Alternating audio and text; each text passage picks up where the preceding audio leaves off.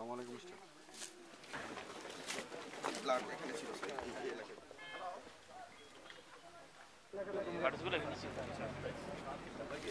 পিছনের যে ওপেনিং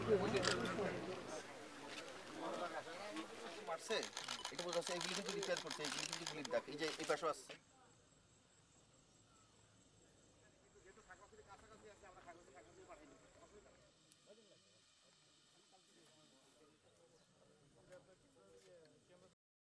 সন্ত্রাসীদেরকে এই এলাকা থেকে বিতাড়িত করা, এবং আমরা যদি তাদেরকে জীবিত ধরতে পারতাম নিশ্চয়ই ধরতাম। যারা সন্ত্রাসী তারা কিন্তু নির্বিচারে মানুষ হত্যা করে, আমরা তো নির্বিচারে মানুষ মারতে পারি না। আমরা অবশ্যই যারা এই ঘটনার সাথে যুক্ত এবং প্রত্যক্ষভাবে যারা জড়িত তাদের বিরুদ্ধে ব্যবস্থা নিব। আমরা এলোপাতারি মানুষের বিরুদ্ধে কোনো ব্যবস্থা নিচ্ছি না, আমরা সঠিক সময়ে এবং জায়গা মতো তাদের বিরুদ্ধে আমরা আমাদের অভিযান পরিচালনা করব এবং তাদের বিরুদ্ধে দৃষ্টান্তমূলক ব্যবস্থা যেটা সেটাই নেব।